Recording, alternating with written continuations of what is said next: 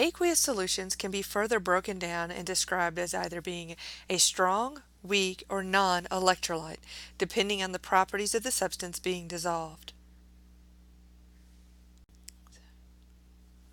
So when you see the term electrolyte, notice the electro at the beginning, so similar to electricity. So describing something as a strong, weak, or non-electrolyte also indicates the degree to which that solution can conduct electricity. So when we look at a strong electrolyte, so this will include ionic compounds,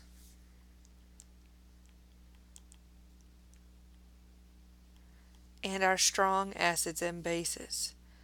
Strong acids and strong bases. And we'll talk about how we identify those in a later lesson. But right now what we're looking at is we look at NaCl, and what we see is that it completely dissociates in water, which means it completely breaks apart into its ions. So NaCl breaks apart into Na plus and Cl minus. So if I were to look at a solution of salt water, what I would see are sodium ions and chloride ions. I would not see units of NaCl, and I wouldn't see any of those because it completely dissociates. Notice that we have an arrow here that only goes in one direction, indicating that the solid dissociates into the ions.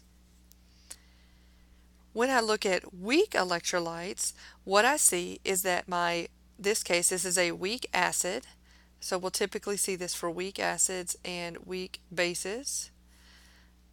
So HF, I'm going to tell you at this point, is a weak acid, and it's going to partially dissociate, meaning a small percentage of these HF molecules will break apart into the ions. So we'll have a small percentage of those molecules as H plus ions and F minus ions.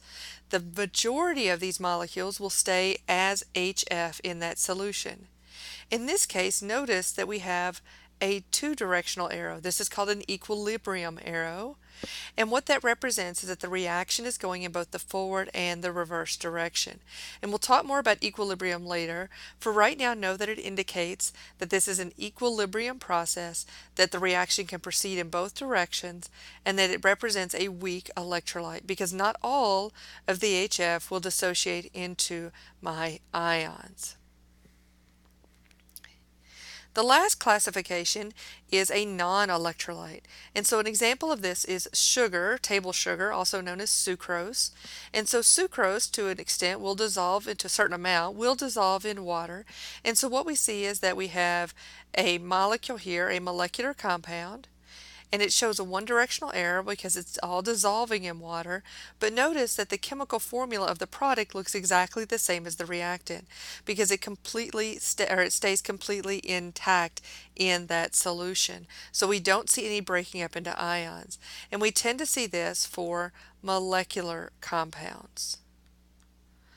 So just like many other things, there are exceptions to these general rules of ionic, the weak acids and bases, and molecular compounds, but this will be sufficient for our purposes. Now, when we look at our strong electrolyte, we have lots of ions, meaning we have lots of charge carriers, meaning these are excellent conductors of electricity. When I look at weak electrolytes, they are very poor conductors of electricity. There are some ions present to help transfer those move electrons, but not very many. So it's going to be a weak conductor of electricity. And a non-electrolyte is going to be a non-conductor of electricity.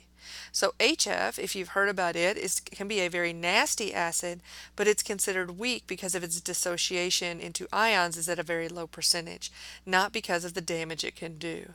So strong, weak, and non-electrolyte indicate how much something dissociates in water and therefore the strength of its electrical conductivity. So when we look at something like water, typically we say water is a non or very, very, very weak electrolyte, but the instructions given during a storm are always to get out of the pool. And that's because there are other things present in the water that are going to be excellent conductors of electricity.